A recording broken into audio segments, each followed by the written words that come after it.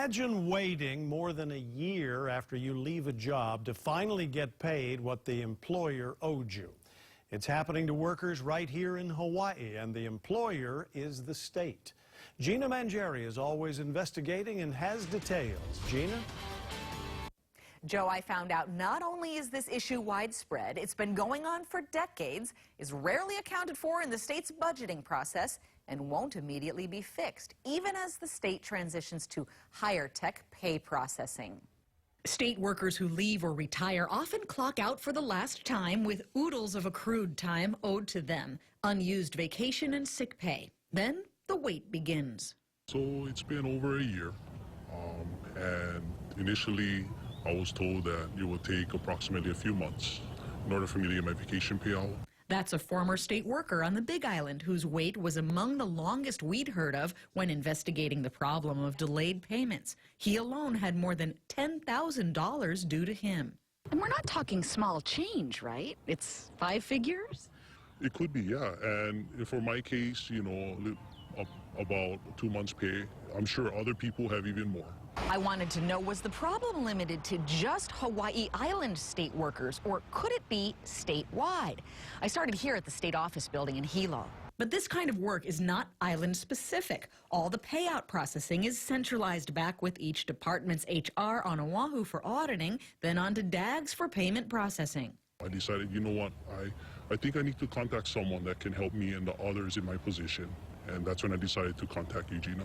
Randy Pereira, who heads the state's largest public employee union, tells me it's a long-standing problem. Much of it is attributed to the fact that the state is not up to par IT-wise, and as a result, everything has to be done manually. And there just aren't enough employees to do the physical manual work necessary to do this in a timely fashion.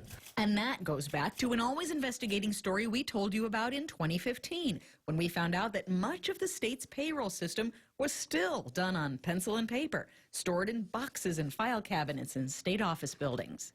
For those retiring, there is a delay as the state must audit everybody's employment record to ensure that upon retirement, the proper leave balance is credited and ultimately the individual's proper pension payment is calculated. It's a double-edged sword for the public workers. It's their union employees affected by the delayed payments. Also, union workers are having to audit and process them. It makes it tough for us so that we don't go and complain a lot to the employees because we understand they're understaffed and facing an ever-growing mountain of paper.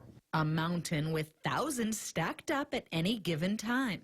Roughly speaking, the retirement system will tell you that in December they turn over on an average year, like 1,000 to up to 1,400 people. On any given year, you can turn over like 1,500 teachers. Not to mention many more state workers who leave early for the private sector or change jobs. It's got to be in the millions. Millions of dollars, he says, unbudgeted for. So for just about every departure, the payout is a scramble. That position will sit vacant, and the funding for that position, they'll take the money and reimburse the guy who just retired for his vacation. So when the taxpayer or the citizen who wants a service at a state office and is wondering, why are these positions not filled? This is one of the main answers? This is one of the reasons. What can be done about that? They got a budget for, now that's problematic, but you have to try and budget in anticipation that X number of people may choose to leave. Last summer, the state awarded a nearly $17 million contract to automate future time and attendance records. But the payout audit process looks back in time. But the old records have still got to be hand, pencil, and paper. That's correct. For these old audits. Yeah. So that's a challenge for which I'm not so sure there's a solution. Meanwhile, it's every departing worker for themselves, as the end of the job is just the beginning of the wait. To those of your former colleagues who maybe are about to leave or retire or change jobs, a cautionary tale? I would just suggest, you know, prior to leaving, find out exactly what the process would be time-wise, and if there's any paperwork, anything you can do on your end to help expedite the process. After we started asking questions, that longest case, the year-long wait on the Big Island, got his payout processed. We asked the state how many people are owed vacation payouts and dating back to when. They can't tell me because there are so many different departments involved, and they don't keep track centrally.